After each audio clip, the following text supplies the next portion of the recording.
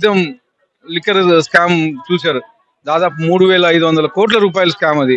ప్రతి ఒక్కరూ దాంట్లో చిన్న లీడర్ దగ్గర నుంచి ప్రభుత్వ అధికారుల దగ్గర నుంచి మిథున్ రెడ్డి వరకు ప్రతి ఒక్క లీడర్ దాంట్లో ఇన్వాల్వ్ అయినాడు.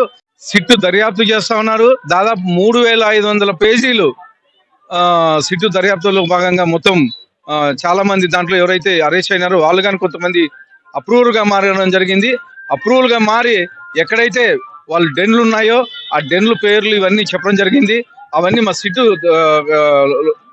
ఎవరైతే ఉన్నారో కూలంశంకంగా దర్యాప్తు చేస్తున్నారు. ఖచ్చితంగా ఇంకా చాలా చాలా పెద్ద పెద్ద తలకాయలు ఉన్నాయి.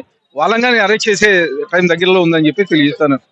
మా నాయకుడు ఎవరైతే అధికారులు ఇంతకుముందు ఇబ్బంది పెట్టారో వాళ్ళని ఖచ్చితంగా చర్యలు తీసుకుంటాం. రెడ్ బుక్ అనే వర్డ్ మేము మొదలు పెట్టింటే సంవత్సరం కాలం పైన అయింది. కానీ ఎవరి మీద కానీ కషలు కార్పొరేట్ కానీ పోలేదు. ఎక్కడే కానీ చిన్న ఇది కానీ చేయలేదు. కానీ ఈ రోజు ఇంకా వైఎస్ఆర్సీపీ నాయకులే తెలుగుదేశం కార్యకర్తల నాయకులను పొట్టుబెట్టుకుంటున్నారు. మా నాయకులు మానవత్వం ఉండే నాయకులు. జగన్మోహన్ రెడ్డి మాత్రి టైర్ కింద మనిషి పన్నా కానీ ఒక శవాన్ని పక్కన పెట్టి పర్యటన చేసిన ఘనత జగన్మోహన్ రెడ్డి. కానీ మా నాయకులు కానీ మేము కానీ అలాంటి పరిస్థితి కల్పించమని చెప్పి చెప్తాను. అదే దొరల అహంకారానికి ప్రతీక అని చెప్పేసి నేను చెప్తా ఉన్నాను. ఎందుకంటే ఆయన మిథున్ రెడ్డి గారు ఒక పెద్ద దొర. ఎక్కడ పోయినా మాకు దొరలాగే ఉండాలి అనే దీంతో ఆయన అడుగుతా ఉన్నాడు. కానీ మా ప్రభుత్వం ఏదైతే సుప్రీంకోర్టు ఆదేశాలు ఏవైతే ఉన్నాయో దాని ప్రకారం నడుచుకుంటుంది. అర్బన్ నియోజకవర్గంలో సుపరిపాలనలో తొలి అడుగులో భాగంగా 13వ డివిజన్కి రావడం జరిగింది. ఇక్కడ